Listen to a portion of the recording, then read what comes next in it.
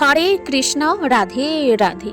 মৌমিতা পরিবারে আপনাদেরকে জানাই অনেক অনেক শুভেচ্ছা ও অভিনন্দন। আজকের আলোচ্য বিষয়টি হচ্ছে মাঘ মাসে সোমবারের ব্রত কথা। শ্রোতা বন্ধুরা, আজকের এই ব্রত কথাটি আপনারা মনোযোগ সহকারে প্রথম থেকে শেষ পর্যন্ত শ্রবণ করুন, আপনাদের কিন্তু অনেক ভালো লাগবে। তাহলে চলুন বন্ধুরা, শুরু করা যাক আজকের সোমবারের ব্রত কথা। আজ মাঘ মাসের সোমবার।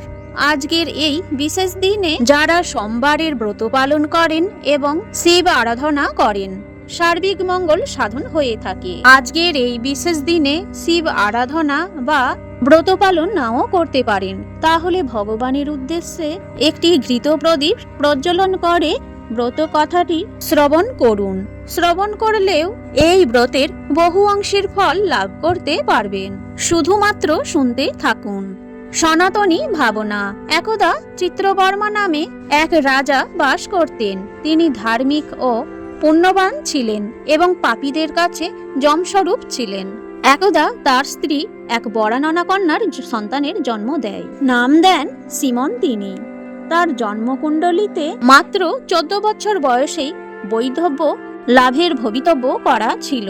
একথা দ্বিজসমূহের কাছ থেকে শুনে রাজার মন ভারী হয়ে যায়। কালক্রমে সেই কন্যা যখন বড় হয়, সেও ভাবী বৈধব্যের কথা শুনে ব্যাকুল হয়ে পড়ে এবং যাজ্ঞবল্ক্য মুনির স্ত্রী মৈত্রী দেবীর শরণাপন্ন হন।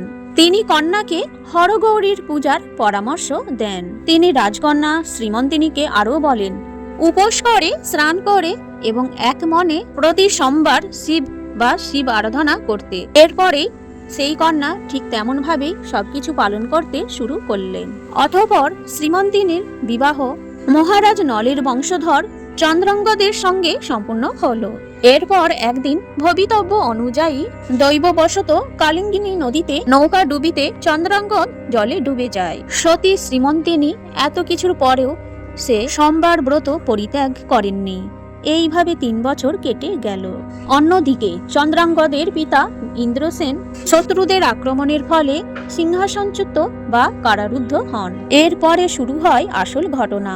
জলে নিমজ্জিত হয়েও রাজপুত্রের মৃত্যু হয়নি, বরং সে চলে যায় পাতাল দেশে, নাগলোকের দিকে। এরপর কন্যারা নিয়ে যায় নাগরাজ তক্ষকের কাছে। নাগরাজ তাকে পরিচয় জিজ্ঞাসা করলে সে নিজেকে নিষাদ দেশের মহারাজ নলের বংশধর চন্দ্রাঙ্গদ নামে পরিচয় দেন এবং সর্বোপরি একজন নিজেকে শিবভক্ত বলে পরিচয় দিয়ে অতীতের সব ঘটনা ব্যক্ত করেন। তার মুখ থেকে শিব মাহাত্ম্যের বিবরণ শুনে নাগরাজ অতীব প্রসন্ন হন এবং চিত্রাঙ্গদের অনুরোধে তাকে যথাসম্ভব উপহারাদি এবং বাহন হিসেবে কামগামী অশ্ব প্রদান করেন এবং তাকে ভুলোকের উদ্দেশ্যে প্রেরণ করেন।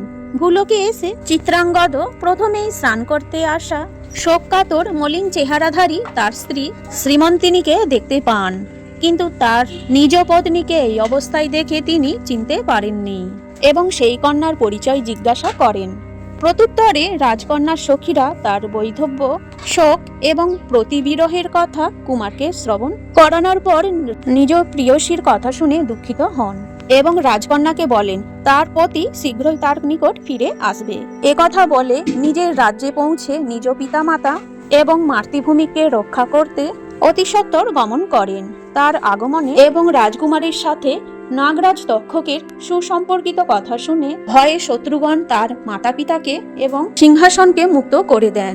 রাজা তার হারানো পুত্রকে পুনরায় ফিরে পেয়ে আনন্দিত হয়ে পড়েন এবং তারা সকলে উপলব্ধি করেন যে এক অলৌকিক ঘটনার আড়ালে রয়েছেন এক সতী নারী, চরম শিবভক্তি চন্দ্রাঙ্গদের স্ত্রী। সোমবারে নিত্য শিব আরাধনার জন্যই এমন অলৌকিকতা সম্ভব হয়েছে। শীঘ্রই এই কথা চিত্রবর্মা ও রাজকন্যা শ্রীমন্তিনীর নিকট পৌঁছে গেল। তখন চারিদিকে আনন্দ উৎসবে সবাই মুখরিত হয়ে উঠল। এরপর থেকে সোমবারের শিব মাহাত্ম্যের কথা চারিদিকে ছড়িয়ে পড়ল। হর হর মহাদেব। আজকের এই ভিডিওটি এখানেই শেষ হলো। সকলেই ভালো থাকবেন, সুস্থ থাকবেন।